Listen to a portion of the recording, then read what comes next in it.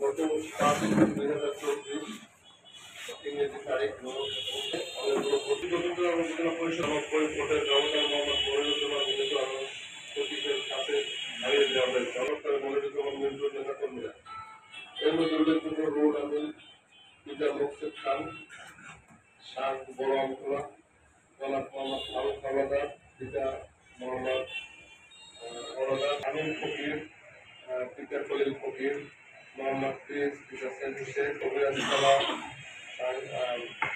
মনির master, পিতা মোহাম্মদ হাওলাদার।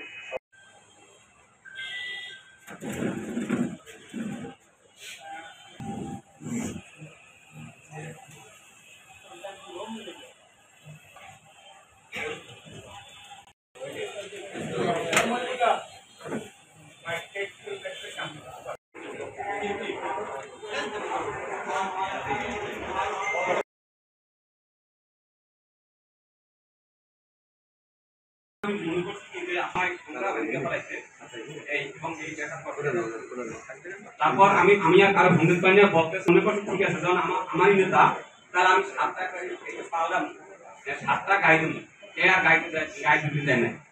এরপর আমার ধরিয়া কি পর্যন্ত নামাইছে, আর ওই ঘরে কোনো ফুটা ফোটা করে ডাইরেক্ট মারি গেলাম, ওই ঘোরা করতো। আর আমার ওই অডিয়েন্স পাড়া ইউনিয়নের নিজের মেম্বার ছিল সভাপতি, কন্ট্রিবিউটি ছিল, আমাকে থানায় নেয় না।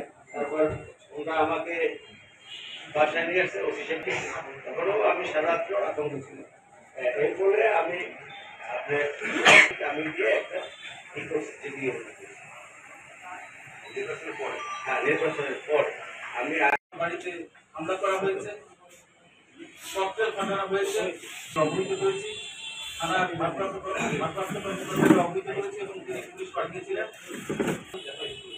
বলে আসলে যারা করেছে তারা আমার দলের রাজনীতি করে রাজনীতির প্রতিপক্ষ থাকবে, কিন্তু প্রতিপক্ষ থেকে যে দমন পূরণের জন্য ভয়ভীতি প্রদর্শনের জন্য সেটা তো কোনো রাজনীতি করে না, সেটা দুর্বলতা ছিল।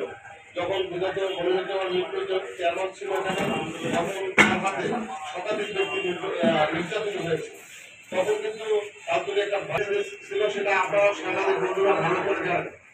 এই 5 বছর শান্তিপূর্ণভাবে চলেছে। আবারও এই নির্বাচনের মাধ্যমে আপনাদের বলার মাধ্যমে ফুটে উঠে এবং সেটা আমি সরকারের কাছে দাবি জানাচ্ছি, আইন শৃঙ্খলা রক্ষা বাহিনীর কাছে দাবি জানাচ্ছি, যাতে কোনো মানুষ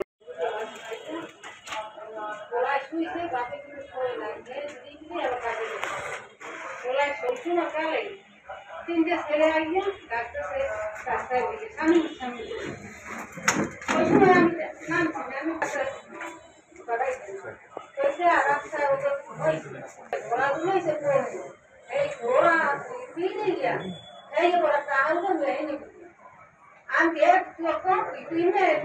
একটি ছেলে যোগী হাফিজি মাদ্রাসা করে পরে পরীক্ষা আসছে পরিষদের ছোট গরি, কিন্তু কার্যক্রম চলে সব তালতলি।